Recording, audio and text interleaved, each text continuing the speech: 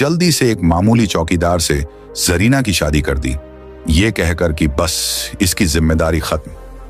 जरीना के नसीब में शायद एक आम मगर खुशहाल जिंदगी लिखी थी, लेकिन किस्मत ने उसे ज्यादा खुशियां ना दी।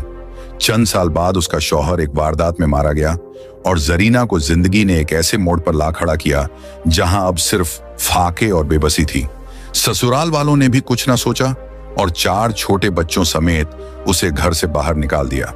अब उसके पास सहारा ढूंढने के लिए सिर्फ एक ही जगह थी, उसका सगा भाई जमशेद। लेकिन जब वो वहां गई तो भाभी ने दरवाजे से ही धुतकार दिया, ये घर यतीमों का टेका नहीं है, हमें तुम्हारे फाकों की कहानियां सुनने की जरूरत नहीं। जमशेद भाई सामने खड़ा सब कुछ देख रहा था मगर कुछ नहीं बोला। वो अपनी गाड़ी से उतर रहा था, हाथ में बर्गर था और उसके बच्चे वही बर्गर कचरे में फेंक रहे थे। जरीना ने लरजती आवाज में भाई से कहा, जमशेद भाई मेरे बच्चे भूखे हैं, कुछ मदद कर दो। लेकिन जमशेद भाई ने साफ इनकार कर दिया, अच्छी भली हो, कोई काम कर लो, किसी के आगे हाथ फैलाने की जरूरत नहीं। जरीना को जैसे पत्थर मार दिया गया हो। जो भाई कहता था कि बड़ा भाई बाप जैसा होता है, वो आज उसे दरवाजे से खाली हाथ लौटा रहा था। गुर्बत सबसे पहले अपनों को बदलती है। जरीना को अपनी आंखों में आंसू छुपाने के सिवा कोई रास्ता न मिला। वो खामोशी से पलट गई। बच्चों की भूख का सोचकर उसके कदम बेजान होने लगे, मगर वो रुक नहीं सकती थी। अब रमजान में सिर्फ एक दिन बाकी था और उसके पास कुछ भी नहीं था। उसने सोचा कि किसी के घर जाकर काम कर ले ताकि कम से कम रात के खाने का बंदोबस्त तो हो। मगर कामरान की दुकान पर नहीं जा सकती थी। ना वो कामरान की नजरों का सामना करना चाहती थी, ना ही उसकी बातों को दोबारा सुनना चाहती थी। इसीलिए वो किसी नई जगह गई जहां पहले कभी काम नहीं किया था। मोहल्ले की एक बड़ी कोठी में जाकर उसने काम मांगा और मालकिन ने उसे अंदर बुला लिया। पूरे घर की सफाई कर दो, दीवारों तक साफ कर दो, सोफे धो दो, खिड़कियां चमका दो, मैं तुम्हें अच्छे पैसे दूंगी। ये सुनकर जरीना की आंखों में उम्मीद जागी।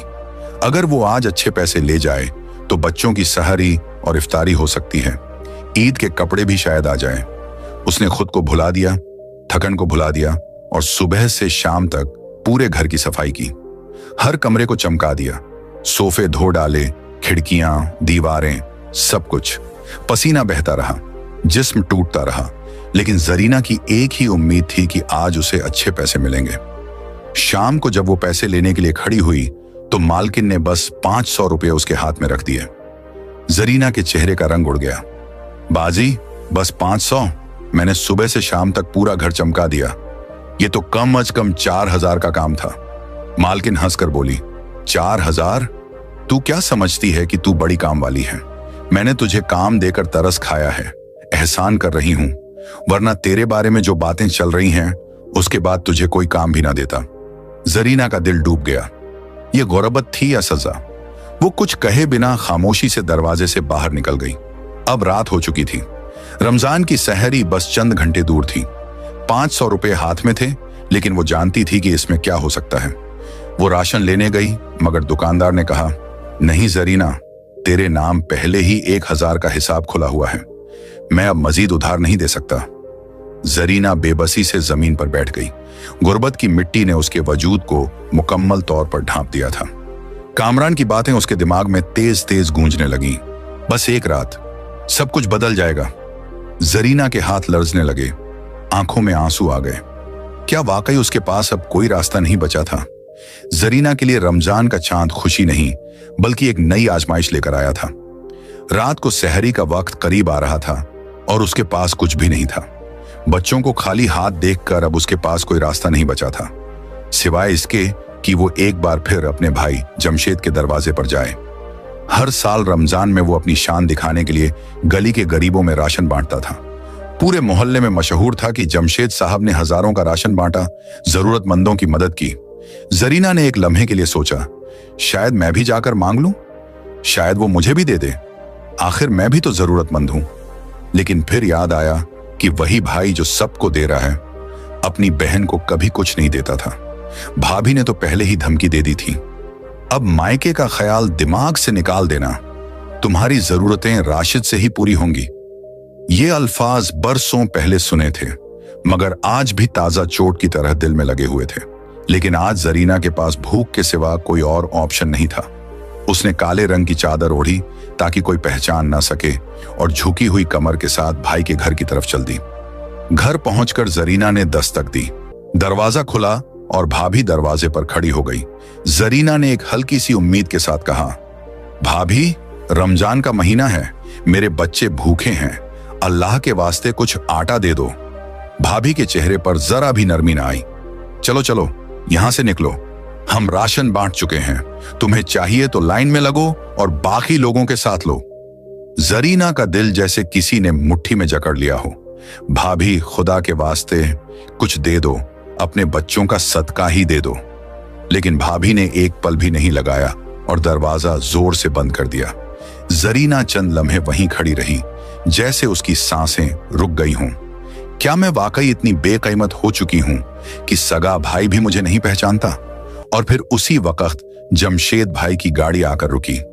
उसके बच्चे गाड़ी में बैठे बर्गर खा रहे थे और जैसे ही बाहर निकले, आधे खाए हुए बर्गर कचरे में फेंक दिए।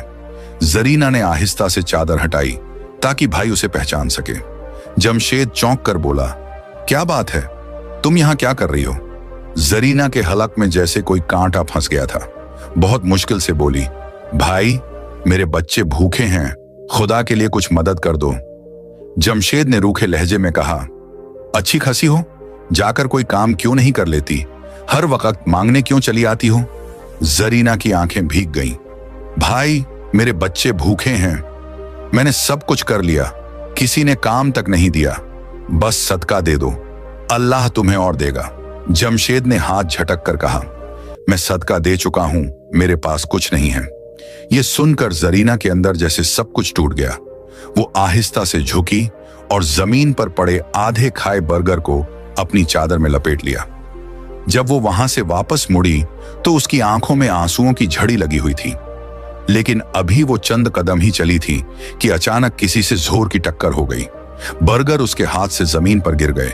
जरीना ने नजरें ऊपर उठाईं। सामने एक आदमी खड़ा था जो उसे बहुत गौर से देख रहा था। जरीना की आंखें हैरत से फैल गईं। तुम जरीना हो ना? ये अल्फाज सुनकर जरीना का दिल जैसे रुक सा गया। उसने बेसाख्ता सर उठाकर सामने देखा। वो शख्स वसीम था। यही वो शख्स था जिसे उसने बरसों पहले हमेशा के लिए अपनी जिंदगी से निकाल दिया था। जरीना की सांसें बेतरतीब हो गईं। वो जल्दी से झुकी, जमीन से बर्गर उठाए और अपनी चादर में लपेटकर आगे बढ़ने लगी। जरीना, रुको! वसीम की आवाज में हैरानी थी, जैसे वो यकीन नहीं कर पा रहा हो कि ये वही जरीना है जिसे वो बरसों पहले छोड़कर गया था।